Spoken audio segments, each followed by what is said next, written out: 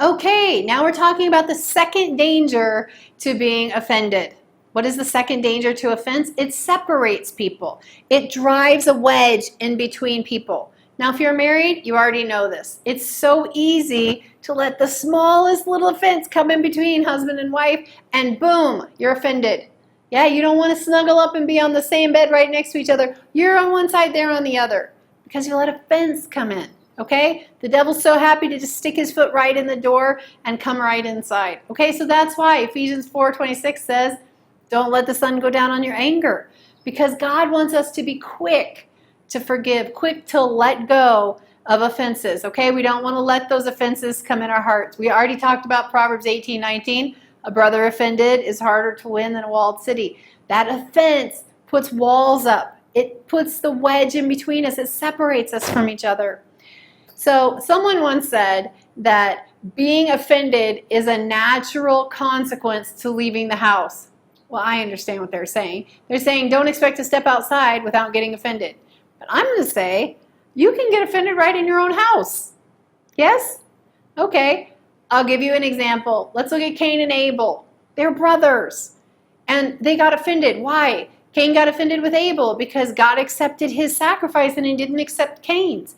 And he got offended, and that offense stayed in his heart. He didn't let it go, and he kept dwelling on it, dwelling on it, dwelling on it. What happened? Killed his brother. Wow. Offense can lead to serious consequences. Okay, let's look at Jacob and Esau. Jacob and Esau. Esau was so hungry, and he wanted food. And he said, okay, you can have my birthright. Just give me the food. And then later, when he wanted that birthright, he realized his brother had tricked him. What happened? He was offended. And later, we see that Jacob was scared to come back to his home country because he knew he had done the wrong thing. He had tricked his brother, and he didn't know that offense. How is that offense? Is that offense grown? Is he going to kill me? Or has he forgiven me, and is he going to let it go?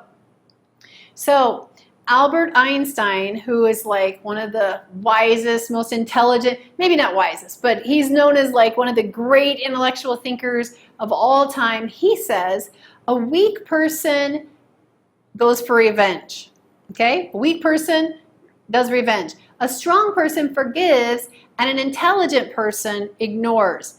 I'm going to change it a little bit and say a wise person ignores.